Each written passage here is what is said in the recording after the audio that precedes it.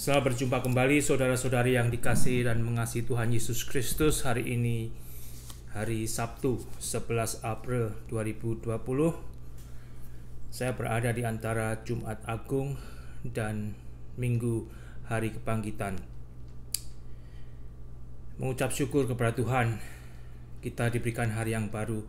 Bila sebelum saya mengajak melanjutkan dari Mazmur 19, saya akan berdoa terlebih dahulu.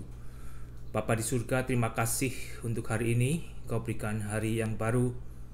Kami telah melalui hari-hari yang sebagian dari kami juga menghadapi banyak tantangan di dalam kehidupan ini, tetapi Tuhan hantar kami hingga saat ini. Ajar kami mengucap syukur. Dengan mengucap syukur, kami juga diberikan perspektif yang segar agar kami memulai hari-hari kami karena kebaikan Tuhan semata. Tuhan pimpin, Tuhan berkati waktu kami. Kau juga tetap tolong dunia Bapa yang masih bergumul, yang masih berjuang menangani kasus virus corona. Berikan pengasihan-Mu, berikan pertolongan-Mu, bahkan agar para pemimpin bangsa dunia, pemerintah setempat juga bahkan setiap orang berseru kepadamu, meminta belas kasihan-Mu, dan Engkau boleh menolong Bapa. Dalam nama Tuhan Yesus, ampuni dosa-dosa kami Tuhan. Kau berkati waktu kami saat ini. Amin.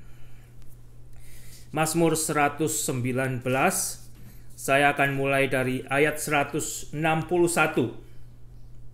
Ayat 161, firman Tuhan melalui pemazmur berbunyi demikian.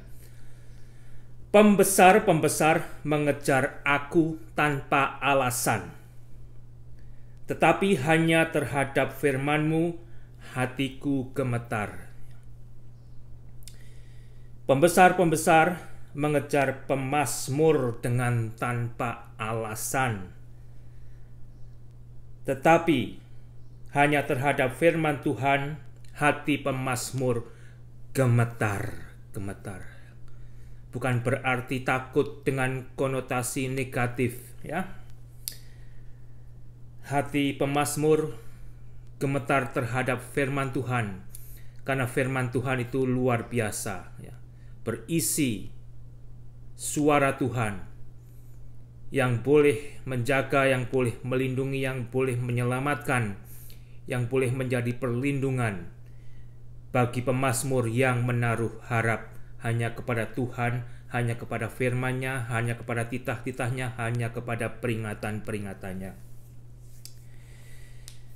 Ternyata musuh pemazmur juga bukan hanya orang-orang biasa, penjahat-penjahat biasa, orang-orang yang sudah meninggalkan Taurat Tuhan.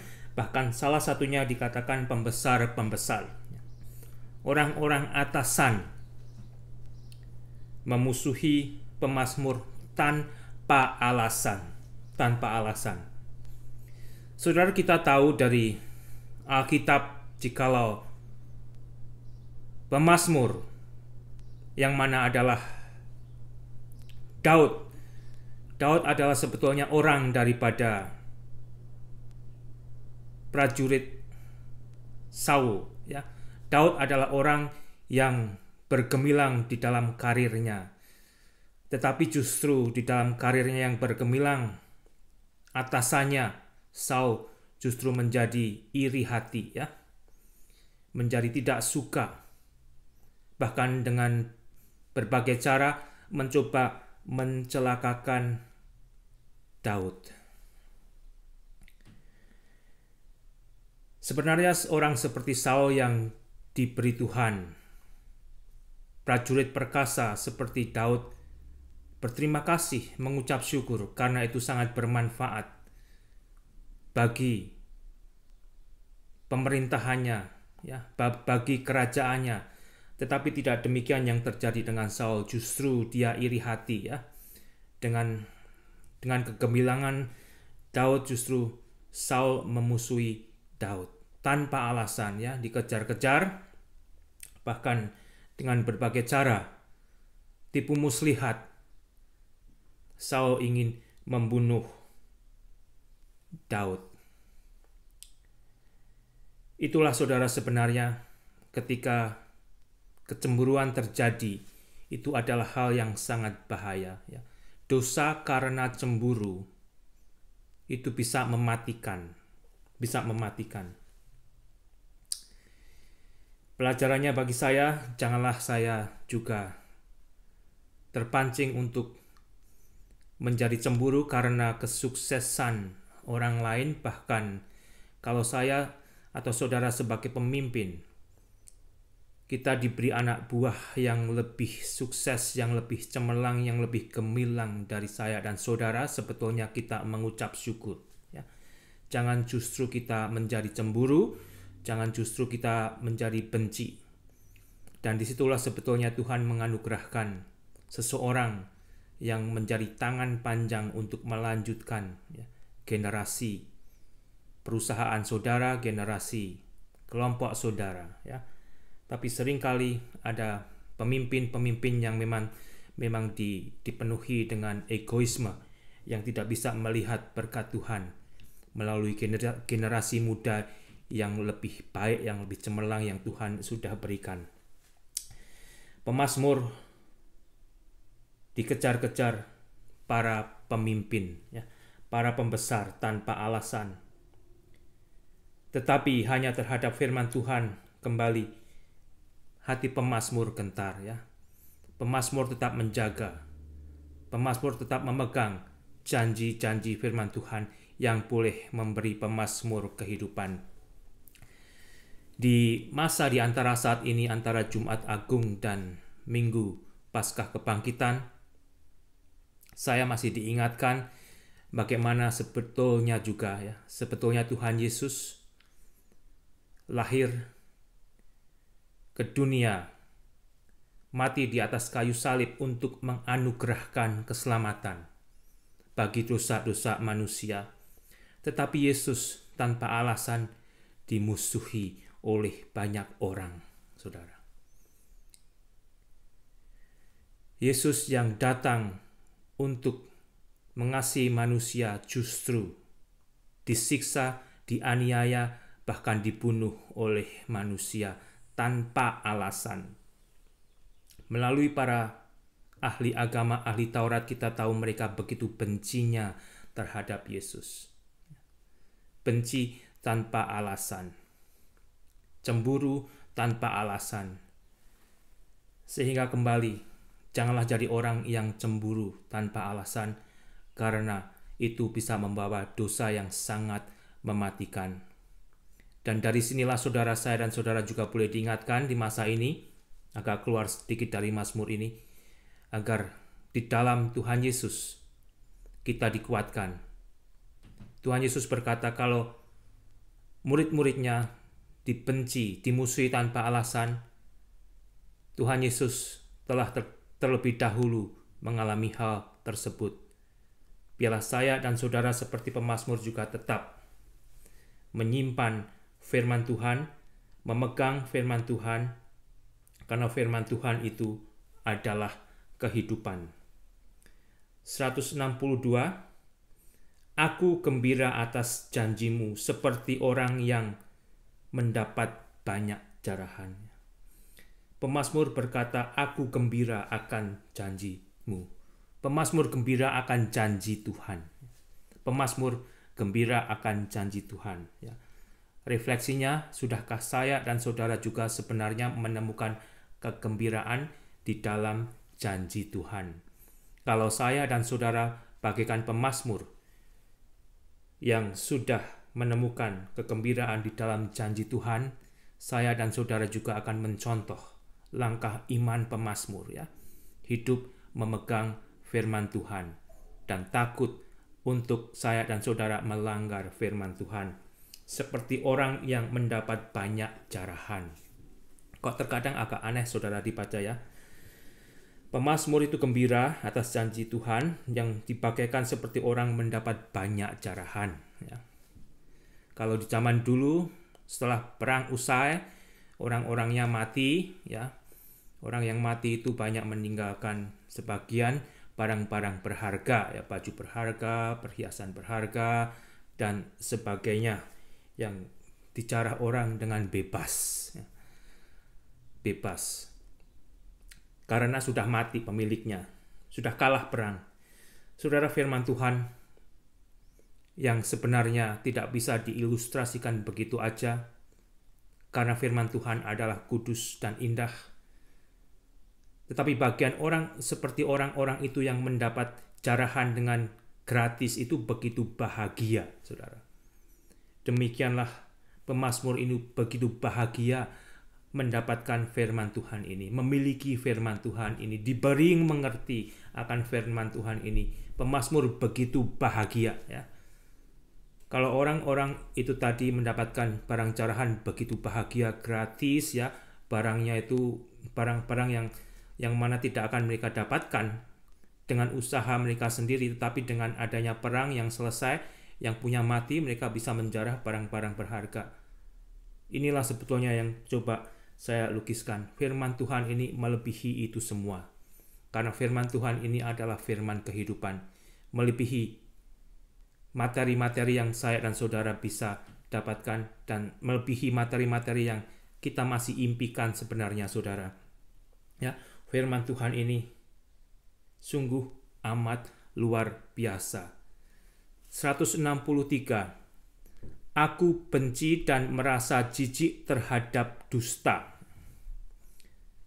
tetapi Tauratmu kucintai. Aku benci dan merasa jijik terhadap dusta, tetapi Tauratmu kucintai. Orang yang mencintai firman Tuhan, orang yang mencintai Taurat Tuhan akan benci dan jijik terhadap dusta. Sehingga kembali aplikasinya begitu sederhana.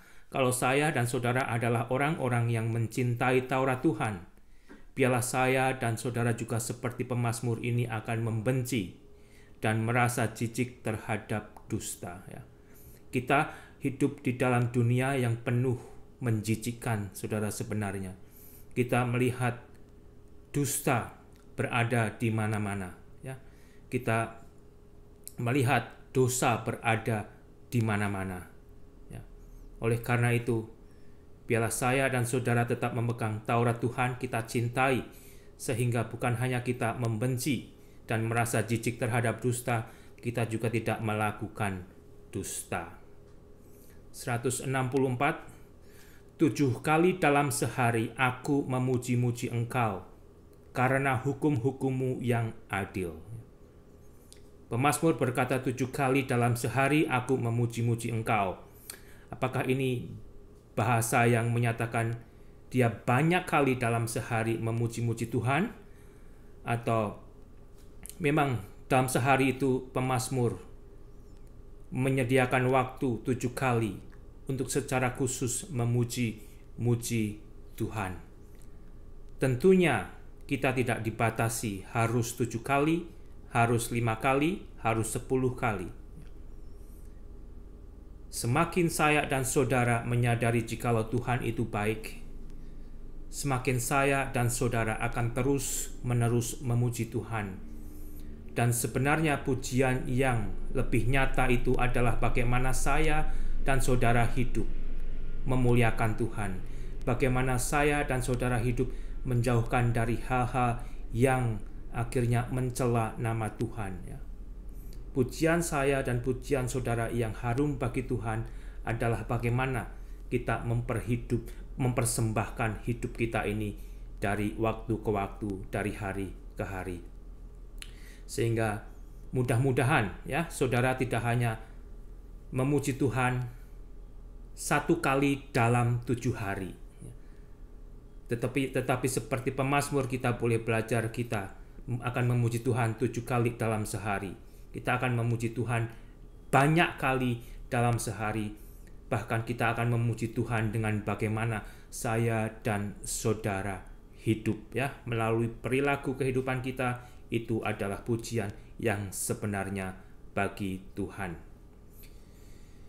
Besarlah ketentraman pada orang-orang yang mencintai Taurat-Mu. 165, pemazmur berkata, besarlah ketentraman pada orang-orang yang mencintai Taurat-Mu.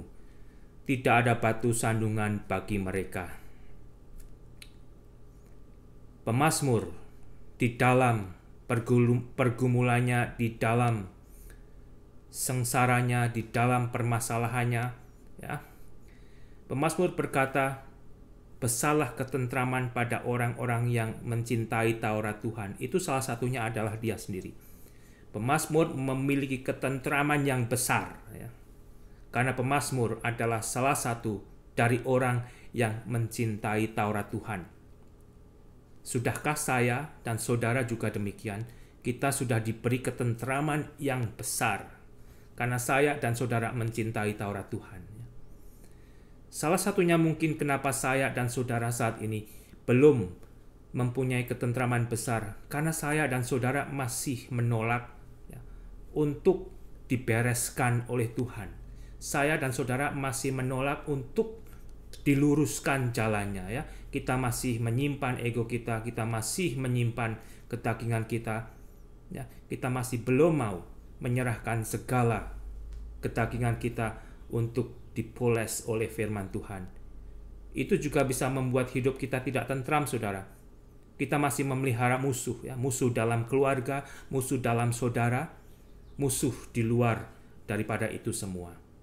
Bukan hanya musuh dari luar yang memusuhi kita, tetapi karena kita memegang sesuatu yang kita belum mau lepaskan, itu bisa membuat diri kita sendiri sebenarnya tidak memiliki ketentraman, akan dihantui ketidaktentraman. Serahkan pada Tuhan, jikalau itu masalah saudara yang membuat saudara tidak tentram, agar saudara juga boleh mendapatkan ketentraman yang luar biasa, karena saudara juga adalah salah seorang yang mencintai Taurat Tuhan, ya. Tidak ada batu sandungan bagi mereka, tidak ada, saudara. Tidak ada yang menjadi batu sandungan untuk membuat orang-orang yang mencintai Taurat Tuhan itu akhirnya tidak tentram. Apapun yang dihadapinya, dia tahu, ya. Dia tahu firman Tuhan itu adalah nomor satu. Ada janji-janji, ada peringatan, ada keselamatan. Sehingga sedalam apapun tantangan yang dihadapi, tidak akan mengganjal orang yang mencintai firman Tuhan untuk kehilangan ketentraman. Itu yang sudah dialami oleh pemazmur, dan biarlah ini juga menjadi goal saya dan goal saudara, ketika saya dan saudara juga mau terus bertumbuh dan dipoles oleh firman Tuhan. Akhirnya kita bertemu, ya. Tuhan yang membersihkan hidup saya, Tuhan yang membersihkan hidup saudara. Kita menjauhkan diri dari musuh-musuh pribadi, kita menjauhkan diri dari orang-orang yang memusuhi kita. Saudara, sebetulnya firman Tuhan ini kembali telah diberikan kepada saya dan diberikan kepada saudara untuk salah satunya kita hidup tentram di dunia yang penuh dengan gejolak. Dunia ini penuh dengan gejolak, saudara, ya. Tuhan Yesus kan berkata, kita dipilih sebagai anak-anak Tuhan agar saya dan saudara juga, meskipun tinggal di dunia ini, pikiran saya, pikiran saudara, hati kita tertuju kepada sorga, ya. Dari situlah ketentraman kita akan bertumbuh sesuai dengan kematangan iman kita di dalam Tuhan Yesus Kristus. Kita tahu, kita sudah diberitahu, ya, melalui Alkitab ini. Saya dan saudara sebagai anak-anak Tuhan adalah orang-orang yang sudah diberi kemenangan. Sebagai orang-orang yang sudah diberi kemenangan, karena Tuhan Yesus telah mematahkan dosa. Tuhan Yesus telah bangkit. Tuhan Yesus akan membangkitkan kita pada akhirnya. Itu semua sudah diberikan kepada saya dan saudara. Kurang apa lagi, saudara? Kurangnya agar saya dan saudara mau mendewasakan iman dengan lebih mentaati firman Tuhan. Sehingga dari situ kembali ketentraman akan bertumbuh sejalan dengan pertumbuhan iman saya dan saudara. 168. Aku menantikan keselamatan daripadamu, ya Tuhan, dan aku melakukan perintah-perintah-Mu. Keselamatan adalah dari Tuhan, ya. Keselamatan adalah dari Tuhan. Kembali itu yang dipegang oleh pemazmur. Dengan melakukan perintah-perintah Tuhan, saya dan saudara juga boleh diberikan satu keyakinan, jikalau keselamatan itu ada pada Tuhan, dari Tuhan, ya. Sehingga kembali, jangan mencari keselamatan di luar Tuhan. Seburuk apapun kondisi saudara, kondisi saya sebagai orang-orang percaya, tetaplah pegang jikalau keselamatan itu datangnya dari Tuhan. Ya. Kita masing-masing tidak tahu, kita memiliki pergumulannya masing-masing, tetapi firman Tuhan itu yang menjadi acuan saya dan saudara. Ya. Jangan bandingkan diri saya, diri saudara dengan manusia lain. Ya, loh itu pendeta aja begitu kok, itu majelis aja begitu kok. Tetapi lihatlah kembali kepada firman Tuhan. Kalau pendeta tidak memberikan contoh yang baik, kalau majelis tidak memberikan contoh yang baik, ya jangan dicontoh. Contohnya adalah Tuhan sendiri, dan melalui firman Tuhan, saya dan saudara sudah diarahkan kepada contoh yang baik, yang mana saya dan saudara harus contoh. Ya. 167. Aku berpegang pada peringatan-peringatanmu, dan aku amat mencintainya. Kembali ekspresi dari pemazmur yang sangat mencintai peringatan-peringatan Tuhan, yang sangat berpegang pada peringatan-peringatan Tuhan. Biarlah itu juga boleh menjadi dorongan, penyegar, aplikasi yang terus kita lakukan, saudara, sebagai orang-orang yang mencintai Tuhan, mencintai firman Tuhan, mencintai Taurat Tuhan, mencintai peringatan Tuhan. Kita senantiasa berpegang. Ya. Karena apa? Karena saya dan saudara juga mau mencintai, bahkan kita bertumbuh di dalam cintanya. 168. Aku berpegang pada titah-titahmu dan peringatan-peringatanmu, sebab seluruh hidupku terbuka di hadapanmu. Seluruh hidupku terbuka di hadapanmu. Pemazmur berkata, seluruh kehidupan pemazmur itu terbuka di hadapan Tuhan. Masihkah kita menyangka sebagai anak-anak Tuhan, kalau saya dan saudara berdosa, kalau saya dan saudara melanggar itu, mata Tuhan buta? Ya tidaklah, saudara. Ya, itu hanya ego saya dan saudara. Mata Tuhan tidak akan pernah buta melihat perbuatan, melihat kehidupan manusia. Sehingga biarlah di ayat 168 ini saya akan akhiri di sini. Saya dan saudara juga mau berpegang pada titah-titah Tuhan dan peringatan-peringatan Tuhan. Kembali, titah-titah Tuhan, peringatan-peringatan Tuhan itu menyegarkan, menyelamatkan, menjauhkan kita dari bahaya, dan membawa berkat. Ya. Membawa berkat sesuai yang Tuhan sudah sediakan. Oleh karena itu, dengan demikian, jauhkanlah diri saya dan diri saudara dari perbuatan dosa. Sebab hidup saya dan hidup saudara terbuka di hadapan Tuhan.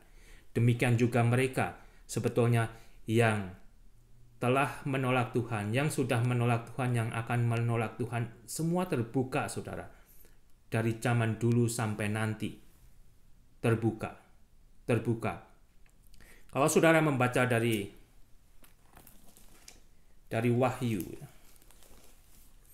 Dari Wahyu 20, saya akan membaca dari Wahyu 20, 11 sampai dengan 15 untuk mengakhiri. Apa yang akan terjadi di kemudian hari, saudara? Ini benar-benar akan terjadi, bukan hanya cerita omong kosong. Wahyu 20, 11 sampai dengan 15 saya akan baca. Lalu aku melihat suatu tahta putih yang besar, dan Dia yang duduk di atasnya, dari hadapannya lenyaplah bumi. Bumi akan lenyap, dan langit tidak ditemukan lagi tempatnya. Dan aku melihat orang-orang mati, besar dan kecil, berdiri di depan tahta itu. Lalu dibuka semua kitab dibuka, dan dibuka juga sebuah kitab lain, yaitu kitab kehidupan. Dan orang-orang mati dihakimi menurut perbuatan mereka. Orang-orang mati dihakimi, saudara, menurut perbuatan mereka, berdasarkan apa yang ada tertulis di dalam kitab-kitab itu. Ya, apapun yang dilakukan itu dihakimi, akan dibukakan. Ini kesalahanmu. Ya, maka laut menyerahkan orang-orang mati yang ada di dalamnya, dan kerajaan maut menyerahkan orang-orang mati yang ada di dalamnya. Dan mereka dihakimi masing-masing menurut perbuatannya. Lalu maut dan kerajaan maut itu dilemparkan ke dalam lautan api. Itulah kematian yang kedua, lautan api. Dan setiap orang yang tidak ditemukan namanya tertulis di dalam kitab kehidupan, ia dilemparkan ke dalam lautan api itu. Sebetulnya betapa baiknya Tuhan itu, saudara ya. orang yang sudah menolak Yesus untuk menyelamatkan mereka, untuk menebus dosa mereka, pada akhirnya nanti juga mereka masih diberi kesempatan oleh Tuhan itu untuk mendengarkan kesalahan mereka. Itu luar biasa sebetulnya, betapa baiknya Tuhan itu. Sebelum orang-orang ini nanti akhirnya dilempar ke dalam lautan api karena tidak mau diselamatkan di dalam penebusan Yesus. Sebelum itu pun mereka akan masih dibacakan kesalahan mereka. Ya, oleh karena itu, terimalah firman kebenaran. Di dalam kebenaran ini, saudara akan diselamatkan. Karena keselamatan itu kembali seperti pemazmur katakan, datangnya dari Tuhan. Tuhan yang bisa menyelamatkan saya dan saudara. Dan mungkin saat-saat seperti ini, saudara, saat-saat di antara kematian Yesus dan kebangkitan Yesus, Roh Kudus boleh bekerja. Hanya di dalam Yesus ada keselamatan. Karena Yesus itu apa, saudara? Yesus itu adalah juru selamat yang dijanjikan oleh Allah sendiri. Saya tidak ada rencana untuk melihat Kejadian pasal yang ketiga, tapi saya akan bawa ke situ sebentar, saudara. Kejadian pasal yang ketiga, di ayat 15. Aku akan mengadakan permusuhan antara engkau dan perempuan ini, antara keturunanmu dan keturunannya. Keturunannya akan meremukkan kepalamu, dan engkau akan meremukkan tumitnya. Setelah Adam dan Hawa berdosa, sebelum ada keturunannya, Allah sudah berjanji untuk memberikan seorang penolong, seorang juru selamat. Dan di dalam Jumat Agung itu, di dalam kematian Yesus di atas kayu salib itu, sudah digenapi. Sudah digenapi. Keturunannya akan meremukkan kepalamu. Yesus telah meremukkan kuasa setan, yaitu dosa. Di dalam kematian Yesus, ketaatan Yesus di atas kayu salib, dosa sudah dipatahkan. Dan engkau akan meremukkan tumitnya. Yesus teraniaya, Yesus tersalibkan. Tetapi iblis, kuasanya telah dihancurkan, telah diremukkan. Ini sudah dijanjikan Allah sebelum ada manusia ketiga. Setelah Adam dan Hawa berdosa, janji keselamatan itu Allah sudah berikan kepada manusia. Yang mana orang yang hidup di perjanjian lama itu telah mendengar dan percaya akan datangnya Mesias Juru Selamat. Sehingga kembali orang di dalam perjanjian lama itu juga diselamatkan karena percaya, karena anugerah Tuhan, bukan karena perbuatan baik mereka. Oleh karena itu, biarlah di saat ini saya harap saudara juga dibawa untuk bertemu dengan kebenaran yang menyelamatkan.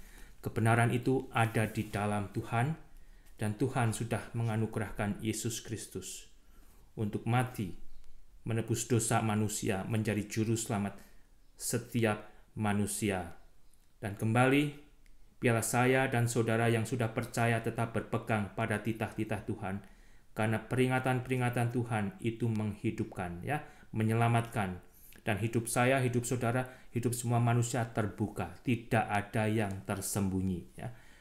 Segala perbuatan yang dilakukan di tempat gelap pun, di dalam gua akan disingkapkan. Jangan kira mata Tuhan tidak melihat. Puji Tuhan, saudara. Marilah kita bertumbuh, mencintai Tuhan, mencintai firman-Nya, menjauhkan diri dari dosa. Berikan kesempatan Tuhan bekerja memoles kita dari hari ke hari, sehingga kita juga boleh semakin dipersiapkan untuk menjadi berkat Tuhan yang lebih indah. Tuhan Yesus memberkati. Amin.